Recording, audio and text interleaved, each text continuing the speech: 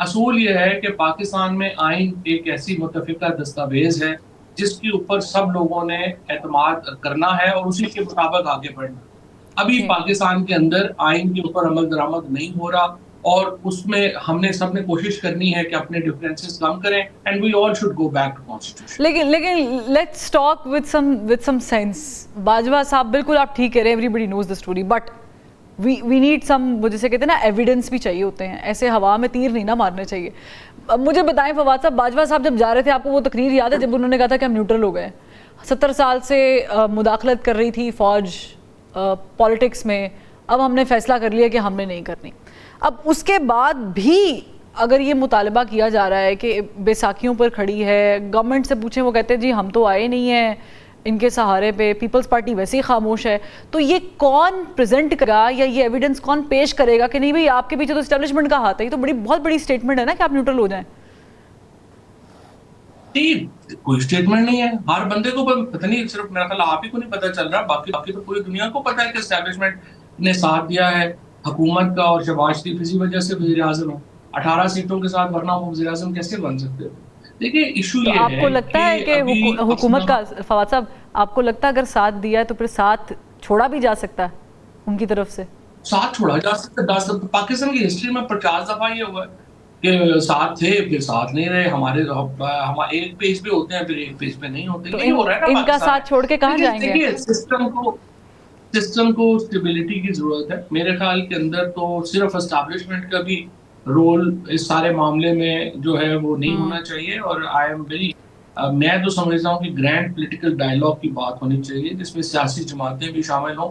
देखिए ना, 52-53 से पाकिस्तान में एक सिस्टम चला आ रहा है जिसमें हम एक दुनिया की जंगें लड़ रहे थे। वियतनाम वॉर हो गई, कोरियन हो गई, फिर अफगान वॉर्स आ गई, हम्म। फिर उसामा बिन लादेन, अब सोवियत यूनियन खत्म हो गया है। हम्म। अब देखिए, अब हमने सिक्योरिटी स्टेट से हट के एक पहले क्या हो रहा था कि फौज ही पाकिस्तान को पैसे कमा के दे रही थी। तो हम्म। जो हम कहते थे ना कि ये फौज को खर्चा कर रही है, ये कर रही है, भी कमाई वो रहे थे तो उन्होंने ही करना था।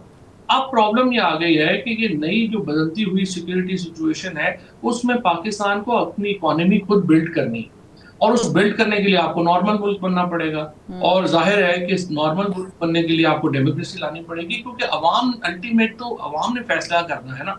तो इस वक्त जो बदलती सूरत हाल है एक आलमी तनाजुर में, हम सब लोग ना बेसिकली देखो अपने फैसले करने में आजाद नहीं होते। We hmm. Are prisoners of geography, we are prisoners of circumstances. अब हम अब हम मुल्क जो है उनकी जियोग्राफी तय करती है कि उनकी क्या जो है वो आगे उनकी क्या होगी, आगे बढ़ोतरी क्या होगी, हम्म। तरक्की क्या होगी। हमारी जियोग्राफी अब जो है ना, हमारी डिमांड कर, हमारा रिलायंस मिलिट्री के ऊपर हमारी जियोग्राफी की डिमांड थी। हम्म। अब आके ये जियोग्राफी चेंज हो गई है यूएसएसआर के मेल्टडाउन होने की वजह से। सो हम्म। हमारी अब डिमांड जो है वो बदल गई है एंड नाउ पाकिस्तान को एक नॉर्मल डेमोक्रेसी बनना पड़ेगा। और जो पाकिस्तान के अंदर एक यूथ बल्ज आया है, मैं अभी किसी से पूछ रहा था तो वो कह रहा था कि 1.5 करोड़ नया वोटर जो है वो ऐड हो रहा है। इसका मतलब है 18 साल का बच्चा हम्म। 1.5 करोड़ इस वोट बैंक में आ। तो मुझे आप बताइए कि इतने बड़े यूथ बल्ज के साथ ज्योग्राफी की तब्दीली के साथ हमने भी तो खुद को ढालना है ना। अगर हम खुद को नहीं ढालेंगे तो जाहिर है मसाइल बढ़ेंगे।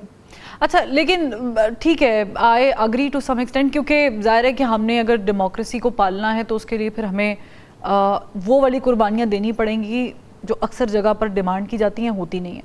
लेकिन ये जो हम हर अरसे के बाद ये मुतालबा सुनते हैं, जैसे असद कैसर साहब कहते हैं दिसंबर में ये हुकूमत चली जाएगी, दिसंबर में ख़ात्मा हो जाएगा, ये जो पेशन गोइयाँ हैं ये क्या अक्टूबर को जहन में रख के की जा रही हैं कि शायद सुप्रीम कोर्ट में तब्दीली आ जाएगी और वो जो अगली तब्दीली आने वाली है वो शायद हमारे हक में होगी? क्योंकि हम भी तो ऐसे ही करते हैं ना, तकिया किए होते हैं। देखिए जो फायद ईसा साहब का जाना है उससे पहले भी अभी काफी इवेंट्स होने हैं। अभी तो 3 महीने हैं तकरीबन उनके जाने में, और उससे हम्म। पहले 2-3 चीजें जाहिर है।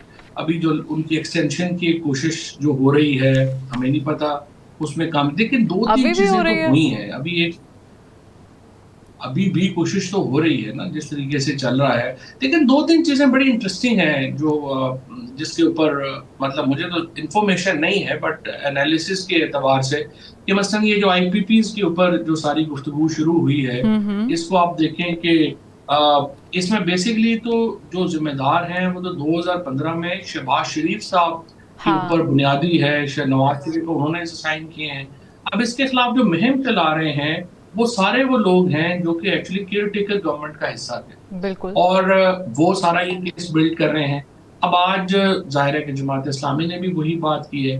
तो लोग थोड़े सस्पिशियस हैं कि ये पीएमएलएन के खिलाफ कैंपेन जो है वो केयर तो टेकर मैंने गवर्नमेंट इसी के पे तो रूप में आपसे चला। पहले सवाल किया था कि ये जो हवा बनाई जा रही है, क्या आपको लगता है कि वो जो सपोर्ट सिस्टम नून लीग को मिला है वो निकल भी सकता है?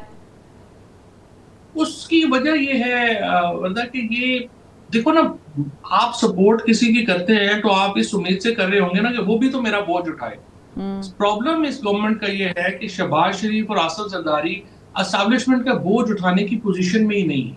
वो अपोजिशन एस्टैब्लिशमेंट ने इनको रखना है, इनको रख लें, वो टॉप के टेक्नोक्रेट्स को लगा दे, एक ही बात है क्योंकि पॉलिटिकली तो ये एक डेड वुड है। इनका कोई फायदा तो हो नहीं रहा। देखिए ना, आपने देखा कि अमेरिका में रेजोल्यूशन आ गई क्योंकि वहां के ओवरसीज पाकिस्तानी जो है सारे के सारे इमरान खान के साथ खड़े हो गए और पीपल्स पार्टी और नून ओवरसीज पाकिस्तानीज में इस वक्त विलन बन चुके हैं। चले, आप कह रहे हैं कि आप कह रहे हैं पीपल्स पार्टी और नून लीग बोझ नहीं उठा पा रही है, तो आपको फिर ये जाते हुए दिखाई दे रही है गवर्नमेंट? इस हुकूमत का रहना तो देखिए डिपेंड करता है कि कितनी कुर्बानी एस्टैब्लिशमेंट और दे सकती है। ये तो इस वक्त सिर्फ खड़े हैं एस्टैब्लिशमेंट के सहारे पे और इन एस्टैब्लिशमेंट को सख्त नुकसान ये हो रहा है कि उनकी रेपुटेशन, उनका जो असर नफूस है, उनकी जो पॉपुलैरिटी है अवाम में, वो इनकी वजह से तबाह बर्बाद हो रही है। अब एस्टैब्लिशमेंट ने फैसला करना है कि बजाय इसके कि ये एस्टैब्लिशमेंट का बोझ उठाए, एस्टैब्लिशमेंट ने इनका बोझ उठाया हुआ है। चलें, तो लास्टली फवाद साहब, मैं एक वन लाइनर जवाब चाहिए मुझे क्योंकि वक्त की किल्लत है। अगर ये नहीं तो फिर दूसरा ऑप्शन क्या है एस्टैब्लिशमेंट के पास अदर देन टेक्नोक्रेट? मेरे सामने देखिए, एस्टैब्लिशमेंट के पास ऑप्शन नहीं होना चाहिए। We should now revert back to people of Pakistan. और लोगों ने जो 8 फरवरी को फैसला दिया था उसके मुताबिक इमरान खान की इंक्लूजन के बगैर सिस्टम आगे नहीं चल सकता। देखिए ना, आपने 2 साल लगा लिए, क्या नहीं कर लिया। आप नहीं इमरान खान को बेसिकली जो है वो एलिमिनेट कर सके, तो इमरान खान के बगैर आप पॉलिटिक्स आगे कैसे चलाएंगे? या तो कोई हाल हो ना, सिर्फ ये कह देना रोज के नहीं कि इमरान खान पसंद नहीं है हमें और इमरान खान के बगैर आगे चलना है। ये इस तरह तो नहीं हो सकता ना। अवाम जिसके साथ 2/3 अवाम खड़ी है, आप कैसे उसको एलिमिनेट करेंगे पॉलिटिकली? तो आपको उसके inclusion of Imran Khan is I would say fundamental to Pakistan democracy. चलें, you think that Imran Khan साहब जो हैं वो फंडामेंटल हैं